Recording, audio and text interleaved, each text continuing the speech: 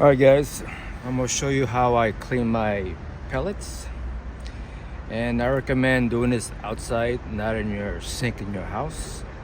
Alright, something you're not going to reuse again, like the strainer and another container here to collect the water and the lead. What I do is put the mesh on there. You can use a smooth mesh, steel or plastic. So we're gonna clean the AEA 45 grain, and they're probably the cleanest pellets just looking through the tin, but we'll see how clean they are when we clean it and see at the bottom of this container here and see how many lead flakes that come out of this lead. Right, I usually gently lay them on the screen. Then I use Dawn dish soap. They're probably the best degreaser there is they could use. Well, for me it is. I use a couple squirts like that, and I use a garden hose on jet, the highest velocity stream available on your nozzle. Straighten this out here. Now you're gonna direct on there. It's gonna stud up a lot.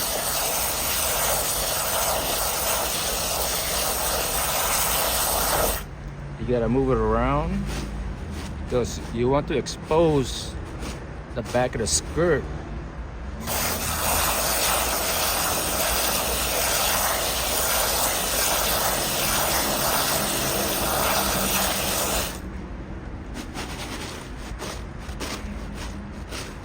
No, I don't see this being damaged at all doing that, the skirt.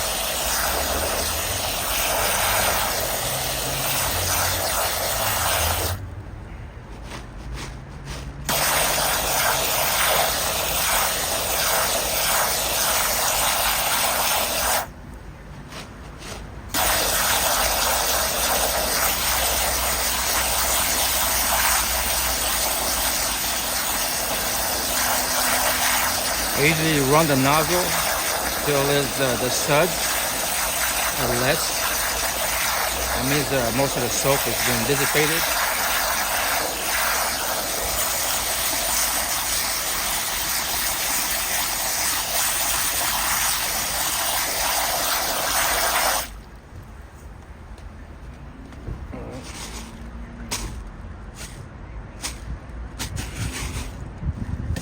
Let's look at the bottom. See if kind of lead flakes. As you can see, let me zoom in. The panning for gold. This is all the lead flakes. Right, that's what you're trying to remove. So you don't want this to run these over or ruin the how much going through the barrel, it would cause it to have more friction. All right, that's what it looked like. The lead flakes on a AE 45 grain.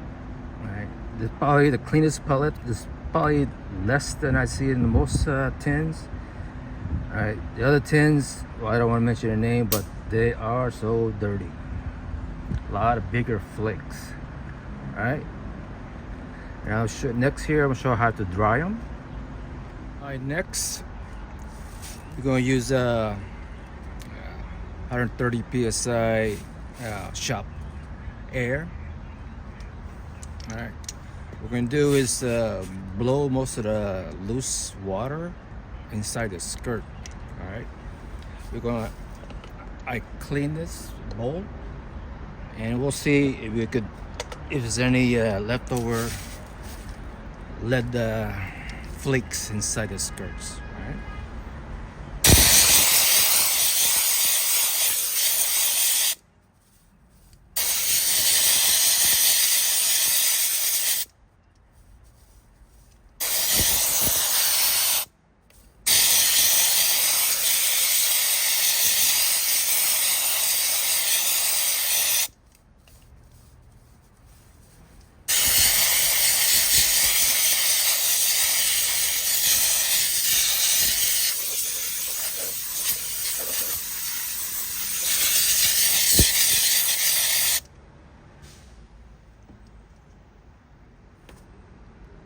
And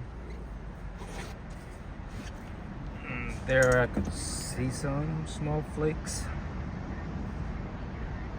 Right now we're gonna dry it further. Right now what I use is microcloth, the one used for cleaning cars with. Alright, you gently put them on there, the pellets. I usually roll these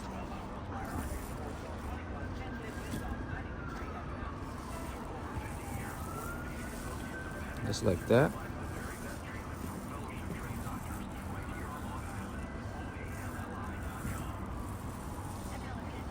This cloth, it'll snag or pick up any kind of loose lead on the edge of the skirt or anywhere there's loose lead flakes on the pellets. Oops.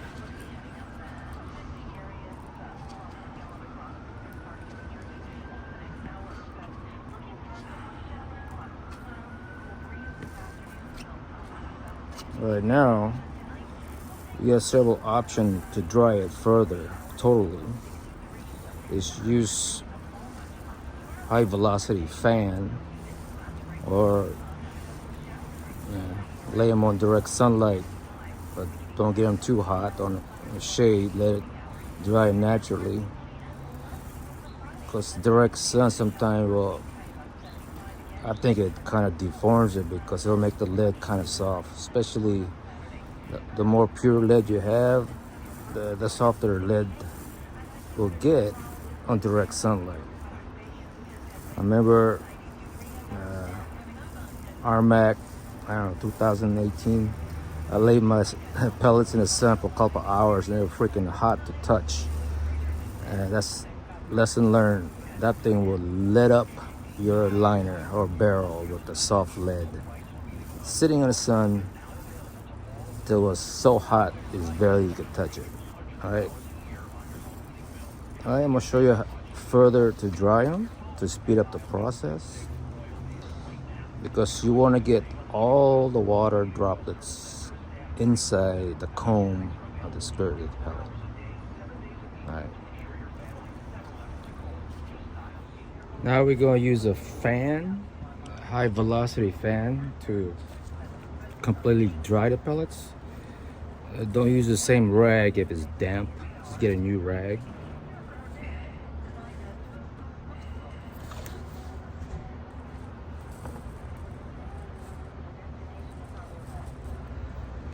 Now spread them out as much as you can. Not on top of each other. It's like all flat. There, use your fan.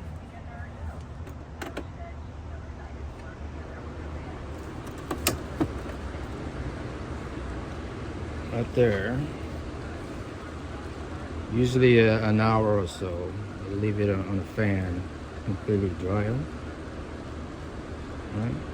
If you're in a hurry, if not, you leave it on the rag and let it dry overnight for a couple hours and inspect each skirt. Make sure there's no water droplets in there. Alright, next process, we're going to lube them after it's completely dried. Alright, it's been a couple hours and then we're going to lube them now. Turn off the fan. We're going to use a different rag, a clean one. Oops. Alright, this where I'm going to spray my ballistol. That's what I use, and I'm pretty sure you have your own preference of lube, but this is mine. It works pretty good. It had no complaint on it. I spray it like this.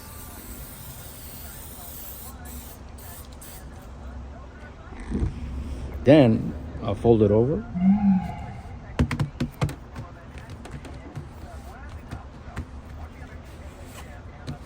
Because if you don't do this, you have this little concentrated lube on top of the microfiber. and it will get inside the skirt and stay there.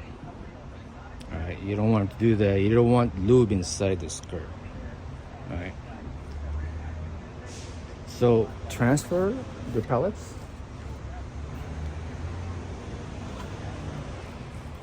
I'm gonna do the same thing when I dried it before. You cradle it.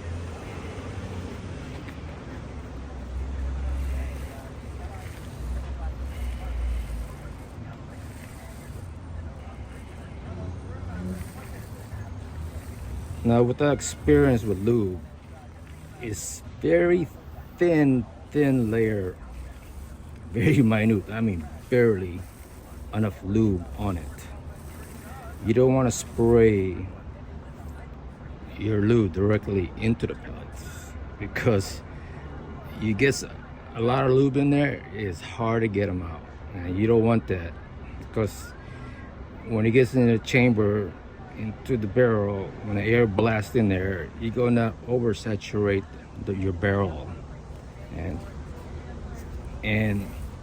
different part of the barrel have different concentration of lube, so it would affect how it travels to the barrel.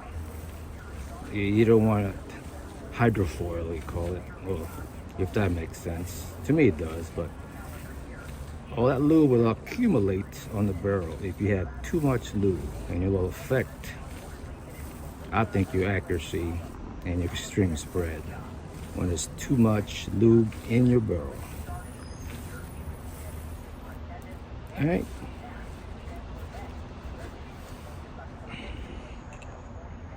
That's how I prep up my pellets for competition. Now, after it's clean, I visually inspect all the skirt while I'm sizing these. All right. While I'm sizing them, I'm observing if any over crimp skirt.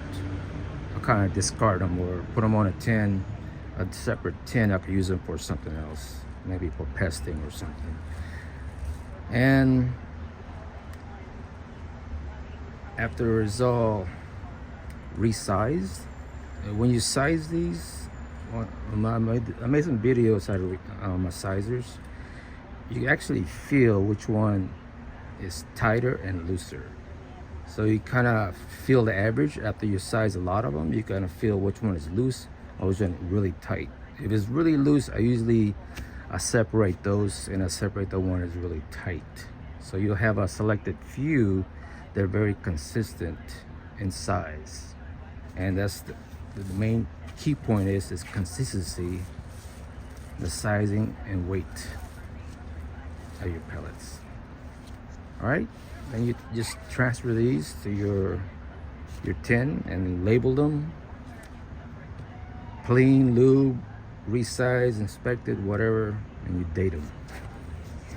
All right, hope this helps out because I got a lot of requests and asking, how do you clean your pellets? Well, this is how I clean them. I'm pretty sure everybody has a different technique in cleaning their pellets. I mean, whatever you think is the best for you and get the best results. All right, well, catch you next video.